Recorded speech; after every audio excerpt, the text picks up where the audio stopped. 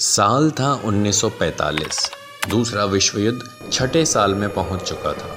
Europe में Hitler हार चुका था, बर्लिन में नाजी झंडा गिर चुका था और जर्मनी ने आत्मसमर्पण कर दिया था। लेकिन प्रशांत महासागर के मोर्चे पर हालात अलग थे। यहाँ अमेरिका और उसके सहयोगी देशों का सबसे बड़ा दुश्मन अभी भी डटा हुआ था, जो कि था जापान। जापान की सेना बेहद जिद्दी और अनुशासित मानी जाती थी। वे बुशिडो यानी समुराई के आदर्श पर चलते थे कि आत्मसमर्पण से बेहतर है मौत। इसका मतलब था कि जापानी सैनिक आखिरी सांस तक लड़ते, चाहे जीत हो या हार। यही वजह थी कि जापान पर सामान्य बमबारी, बंदरगाहों की नाकाबंदी और लाखों मौतों के बाद भी उसने आत्मसमर्पण नहीं किया था। अमेरिका के राष्ट्रपति हैरी ट्रूमैन और उनके सलाहकारों के सामने एक बड़ा सवाल था कि आखिर इस युद्ध को ख़त्म कैसे किया जाए। इस बीच अमेरिका ने ऑपरेशन डाउनफॉल नाम की एक योजना बनाई। इसके अनुसार उन्होंने देखा कि अगर हम जापान पर सीधा हमला करते हैं तो लगभग 10 से 20 लाख अमेरिका के सैनिक मारे जाएंगे और इससे दुगने सैनिक जापान के मारे जाएंगे। इतनी बड़ी कीमत चुकाकर युद्ध जीतना किसी के लिए भी एक आसान फैसला नहीं था। इसी बीच अमेरिका के पास एक ऐसा गुप्त हथियार था जो इतिहास बदल सकता था और जिसने इतिहास बदला। नमस्कार दोस्तों, अगर आप इस चैनल पर नए हैं तो इसे सब्सक्राइब करें, वीडियो अच्छी लगे तो लाइक ज़रूर करें। सालों से अमेरिका, ब्रिटेन और कनाडा के वैज्ञानिक मैनहट्टन प्रोजेक्ट पर काम कर रहे थे। ये इतना गुप्त प्रोजेक्ट था कि अधिकतर सैनिकों को भी इसकी जानकारी नहीं थी। इसका उद्देश्य था एक ऐसा हथियार बनाना जिसमें इतना वेग हो, जिसमें इतना ताप हो कि वो एक धमाके से अपने आसपास का पूरा इलाका तहस नहस कर दे। जुलाई 1945 में ऐसे ही बम का एक परीक्षण किया जाता है। उसका नाम होता है ट्रिनिटी टेस्ट। ये परीक्षण न्यू मैक्सिको रेगिस्तान में हुआ।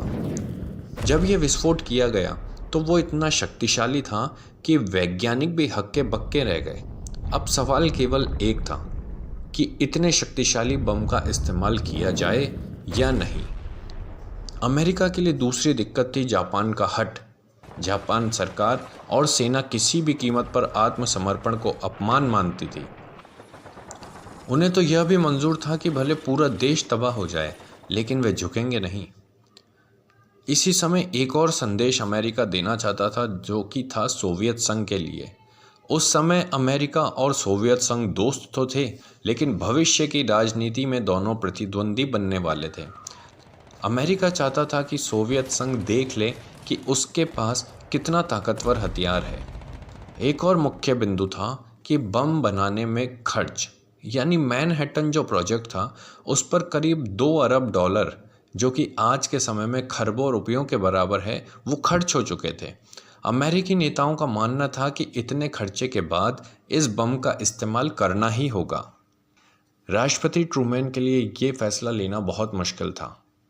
वे कई रातों तक सो नहीं पाए, लेकिन उनके सामने केवल दो ही विकल्प थे। पहला, या तो लाखों सैनिकों को जापान भेजकर युद्ध लड़ा जाए, और या फिर एक ही बम से जापान को घुटनों पर ला दिया जाए। आखिर उन्होंने ये फैसला किया कि बम गिराना ही पड़ेगा। 6 अगस्त 1945 को हिरोशिमा और उसके 3 दिन बाद ही 9 अगस्त को नागासाकी पर बम गिराए गए। लाखों लोग मारे गए, शहर राख में बदल गए और जापान ने 15 अगस्त को आत्मसमर्पण कर दिया।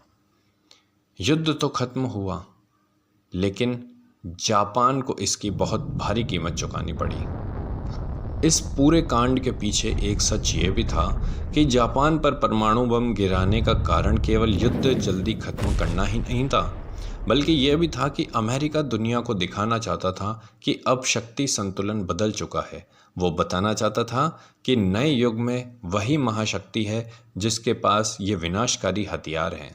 इस तरह जापान पर परमाणु हमला करने का कारण सिर्फ एक नहीं था, उसके कई कारण थे, जैसे युद्ध को तेजी से खत्म करना, लाखों सैनिकों की जान बचाना, जापान का हट तोड़ना और सोवियत संघ को चेतावनी देना, इन सभी कारणों ने मिलकर अमेरिका को उस खौफनाक रास्ते पर धकेला जिसने हिरोशिमा और नागासाकी जैसे खूबसूरत शहरों को हमेशा के लिए दर्द की पहचान बना दिया।